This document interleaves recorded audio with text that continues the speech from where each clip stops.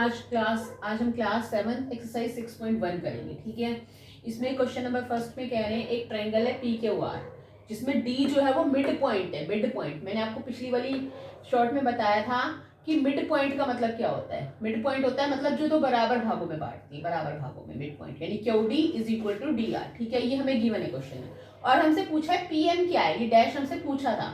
PM हमें दिख रहा है, ये परपेंडिकुलर बना रही है। तो मैंने आपको बताया था एल्टीट्यूड जो है एक दूसरे कॉर्नर से आके दूसरी साइड पे, मतलब एक वर्टेक्स से आके उसके अपोजिट साइड पे जो परपेंडिकुलर बनाती है वो हमारी क्या होती है, एल्टीट्यूड। परपेंडिकुलर जो बनाती है, तो पीएम हमारा क्या है, एल्टीट्यूड।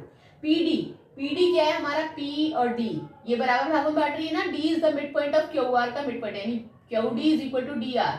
तो पीडी हमारा क्या हुआ, मीडियन। क्या हुआ, मीडियन, जो दो बराबर भागों में बांटेगी। ठीक है, वो लाइन मीडियन होगी। ठीक है, अब कह रहे क्या क्यू एम बराबर है एम आर के।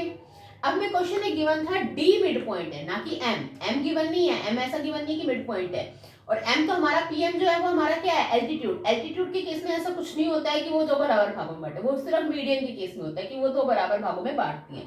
तो क्यू डी इक्वल होगा डी आर के, ना कि क्यू एम इक्वल होगा एम आर के। ठीक है, क्यू एम आर के इक्वल होगा नहीं, no, Q M is not equal to M R, बल्कि पीएम जो है वो परपेंडिकुलर है। पीएम बराबर भागों में नहीं बांट रहा, वो परपेंडिकुलर है, वो एल्टीट्यूड है। ठीक है, पीडी हमारी मीडियन है, वो दो बराबर भागों में बांट रही है। ठीक है, तो इसलिए हमारा क्यू डी डी आर के बराबर है, लेकिन क्यू एम एम आर के बराबर नहीं है। ठीक है, अब क्वेश्चन नंबर सेकंड पे आ जाते हैं। क्वेश्चन नंबर सेकंड में कह रहे हैं draw a rough sketch for the following. In questions के लिए हमें एक रफ स्केच बनाना है, जो भी हमें कंडीशंस दी हुई है। एक ट्रायंगल दिया हुआ है, मतलब बनाना है हमें इन अ ट्रायंगल एबीसी। एक ट्रायंगल एबीसी बनाना है जिसमें B is the median, median हो बी मीडियन हो। एक ट्रायंगल मैंने ड्रॉ कर लिया रफ स्केच के रूप में। ठीक है, बी ई मीडियन, यानी पॉइंट बी से जाएगी और ई इधर बनाएगी मीडियन। ठीक है, तो मीडियन क्या होती है, जो दो बराबर भागों में बांटती है, यानी ए इज इक्वल टू ए सी होगा। मीडियन होने के लिए ए इज इक्वल टू ए सी होना जरूरी है जब भी आप मीडियन ड्रॉ करेंगे। ठीक है, नेक्स्ट बी पार्ट। एक ट्रायंगल पी क्यू आर है जिसमें P Q and P R the altitudes of the triangle. Altitude के लिए क्या होता है, मैंने बताया था आपका, उसको राइट एंगल बनाना, परपेंडिकुलर होना बहुत जरूरी है।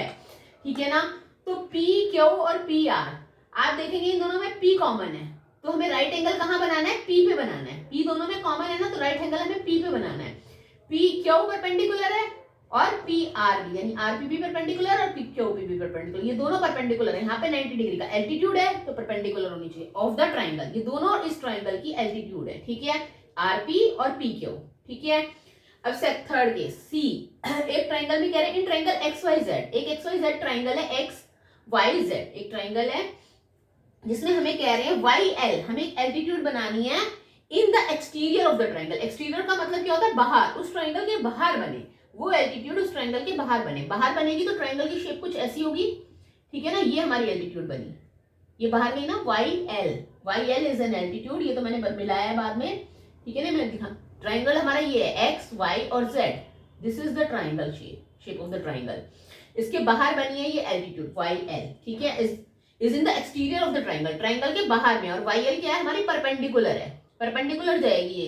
एल्टीट्यूड का मतलब परपेंडिकुलर, 90 डिग्री का एंगल बनाना चाहिए। ठीक है, परपेंडिकुलर होनी चाहिए। ठीक है, दैट्स इट।